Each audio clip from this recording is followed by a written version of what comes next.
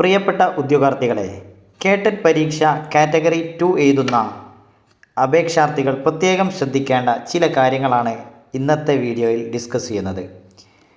നമ്മൾ എക്സാമിന് അപേക്ഷിക്കുമ്പോൾ നമ്മൾ അതിനു മുമ്പ് പരീക്ഷയുടെ ഘടന എന്താണെന്ന് മനസ്സിലാക്കിയിട്ടുണ്ടാവും. നിങ്ങൾ ശ്രദ്ധിച്ച് നോക്കൂ, 3 പാർട്ടുകളായിട്ടാണ് നമ്മുടെ എക്സാം നടക്കുന്നത്. ആദ്യത്തെ പാർട്ടിൽ നമ്മൾ പറയുന്ന ശിശുവികാസവും ബോധനശാസ്ത്രവും, ഇതിൽ സൈക്കോളജിയാണ് ഉദ്ദേശിക്കുന്നത്. അതിൻ്റെ ആദ്യ ഭാഗത്ത് സൈക്കോളജി. അപ്പോൾ നമ്മളെ സബ്ജക്റ്റുമായി ബന്ധപ്പെട്ട സൈക്കോളജി, പൊതുവായ ശിശു വികാസവും അതുപോലെ ബോധനശാസ്ത്രം നമ്മുടെ സബ്ജക്റ്റുമായി ബന്ധപ്പെട്ടതാണ് ഉദ്ദേശിക്കുന്നത് കേട്ടോ. അപ്പോൾ ഇത് ഡിസ്കസ് ചെയ്യുന്ന അല്ലെങ്കിൽ അതുമായി ബന്ധപ്പെട്ട ചോദ്യങ്ങളാണ് അതിലുണ്ടാവുക. പിന്നെ 2 A, B എന്ന 2 കാറ്റഗറി ഉണ്ടാവും. അപ്പോൾ ഇവിടെയാണ് നമ്മൾ ശ്രദ്ധിക്കേണ്ടത്. നിങ്ങൾ സയൻസ് ബാക്ക്ഗ്രൗണ്ട് അല്ലേ, +2 സയൻസും മാത്സൊക്കെ ആണെങ്കിൽ നിങ്ങൾക്ക് ആദ്യത്തെ ഓപ്ഷൻ A സെലക്ട് ചെയ്യാം. എക്സാമിൽ ഈ പാർട്ട് 1ൽ ഓപ്ഷൻ A സെലക്ട് ചെയ്യാം. എന്നാൽ അതിൽ 60 ചോദ്യങ്ങൾ വരുന്നത് ഈ സയൻസ്, മാത്സ് എന്നിവയുമായി ബന്ധപ്പെട്ടായിരിക്കും. ഇനി നിങ്ങൾ സാമൂഹ്യശാസ്ത്ര അധ്യാപകർ അല്ലെങ്കിൽ ആ ബാക്ക്ഗ്രൗണ്ടുള്ള ആളാണെങ്കിൽ നിങ്ങൾക്ക് ഓപ്ഷൻ B സെലക്ട് ചെയ്യാം. അതിലുള്ള 60 ചോദ്യങ്ങൾ അതുമായി ബന്ധപ്പെട്ടവരായിരിക്കും. പിന്നെ മറ്റ് അധ്യാപകർക്ക് Aയോ Bയോ ഒക്കെ സെലക്ട് ചെയ്യാം. അതായത് നമ്മളിപ്പോൾ ഇംഗ്ലീഷ്, ഡിഗ്രിയിലൊക്കെ ഇംഗ്ലീഷാണ് എടുത്തിട്ടുള്ളത്. അപ്പോൾ B.Ed ചെയ്തപ്പോൾ ഇംഗ്ലീഷിലാണ് B.Ed. അപ്പോൾ അവർക്ക് വേണമെങ്കിൽ അവരുടെ സ്ട്രോങ് ആയിട്ടുള്ള ഏരിയ ഏതാണെന്ന് നോക്കുക. അവർക്ക് സോഷ്യലാണ് കൂടുതൽ അറിയുന്നതെങ്കിൽ അവർ സോഷ്യൽ കൊടുത്താൽ മതി. ഇനി സയൻസും മാത്സും കുഴപ്പമില്ലാതെ ചെയ്യാൻ പറ്റുകയാണെങ്കിൽ അത് ചെയ്താൽ മതി. ഓക്കെ, അപ്പോൾ ഈ 60 മാർക്ക് ഉണ്ട് കേട്ടോ, ശ്രദ്ധിക്കണം. ഇവിടെ കൊടുക്കുമ്പോൾ നമുക്ക് സോഷ്യൽ നന്നായിട്ട് അറിയും, പക്ഷേ നമ്മൾ കൊടുത്തത് സയൻസും മാത്സും ആണെങ്കിൽ എങ്ങനെയായാലും അത് ചെയ്യേണ്ടി വരും. അടുത്തത് പാർട്ട് 2. പാർട്ട് 2യും പാർട്ട് 3യും ശ്രദ്ധിക്കേണ്ടത്, ഇവിടെ നമുക്ക് 2 ഭാഷകൾ സെലക്ട് ചെയ്യാനുള്ള ഓപ്ഷൻ ഉണ്ട്. അപ്പോൾ ലാംഗ്വേജ് 1 അതിൽ മലയാളം, തമിഴ്, കന്നഡ, ഇംഗ്ലീഷ്. അപ്പോൾ നമ്മൾ ഏത് മീഡിയയിലും കൂടിയാണ് പഠിപ്പിക്കുന്നത്, നമ്മൾ പഠിപ്പിക്കുന്ന മാധ്യമം, അതിൽ നിങ്ങളുടെ കഴിവ്, നിങ്ങളുടെ അറിവ് മനസ്സിലാക്കാനാണ് ഈ പാർട്ട് 2.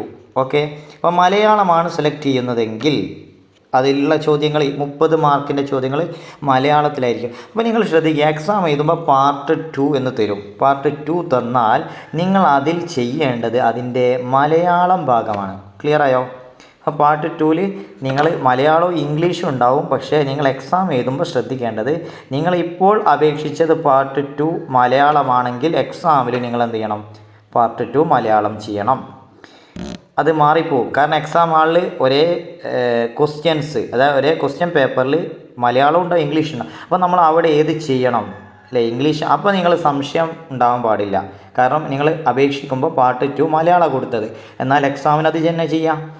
അതുപോലെ നിങ്ങൾ പാർട്ട് 3 ചെയ്യുമ്പോൾ ഇവിടെ സെക്കൻഡ് മറ്റൊരു ലാംഗ്വേജ് ഉണ്ട്, സെക്കൻഡ് ലാംഗ്വേജ് എന്ന് പറയും, ലാംഗ്വേജ് 2. ഇതിൽ ശ്രദ്ധിക്കേണ്ടത്, നിങ്ങൾ പാർട്ട് 2ൽ മലയാളം കൊടുത്താൽ ഈ പാർട്ട് 3ലും അതേ മലയാളത്തിൽ എഴുതാൻ പാടില്ല. അതാണ് ശ്രദ്ധിക്കേണ്ടത്. അപ്പോൾ പാർട്ട് 2ൽ നിങ്ങൾ ഇംഗ്ലീഷാണ് കൊടുത്തതെങ്കിൽ പാർട്ട് 3ൽ മലയാളമാണ് എഴുതേണ്ടത്. ഓക്കെ, ഇതും ശ്രദ്ധിക്കേണ്ട ഒരു കാര്യമാണ്. അതാണ് ഇവിടെ ഡിസ്കസ് ചെയ്യുന്നത്. പാർട്ട് 1ൽ ചോദ്യങ്ങളുടെ രീതിയും നിലവാരവും പറയുന്നത് 11 മുതൽ 14 വയസ്സ് വരെ പ്രായമുള്ള കുട്ടികളുടെ വിദ്യാഭ്യാസ മനഃശാസ്ത്രവുമായി ബന്ധപ്പെട്ട ചോദ്യങ്ങളും ശിശു വികസനവും ബോധന വിദ്യയും ഒക്കെയാണ് ഇതിൽ ചോദിക്കുക. അപ്പോൾ സൈക്കോളജി നന്നായിട്ട് പഠിക്കണം. അതുപോലെ പാർട്ട് 2ൽ ചോദിക്കുന്നത് അപേക്ഷ സമർപ്പണ സമയത്ത് തിരഞ്ഞെടുത്തിരിക്കുന്ന ബോധന മാധ്യമത്തിലെ നൈപുണ്യം അളക്കുന്നതിനുള്ള ചോദ്യങ്ങളാണ്. അപ്പോൾ ഇവിടെയാണ് ഞാൻ പറഞ്ഞത്, എഴുതുമ്പോൾ പാർട്ട് 2ൽ നിങ്ങൾ ഏതാണ് അപേക്ഷിച്ചത് എന്നുള്ളത് ഇപ്പോഴേ നോട്ട് ചെയ്യണം. പിന്നെ പാർട്ട് 3ൽ 2ാം ഭാഗത്തിൽ ഉൾപ്പെടുന്നതും എന്നാൽ 1ാം ഭാഷയായി അപേക്ഷകൻ തിരഞ്ഞെടുക്കാത്തതുമായ ഏതെങ്കിലും ഭാഷ, നിങ്ങൾ ഇവിടെ കൊടുത്ത മലയാളമാണ് കൊടുത്തതെങ്കിൽ ആ ഭാഷ ഇവിടെ തിരഞ്ഞെടുക്കരുത്. അപ്പോൾ ഇവിടെ എന്ത് ചെയ്യണം? ഇംഗ്ലീഷ് തിരഞ്ഞെടുക്കേണ്ടി വരും.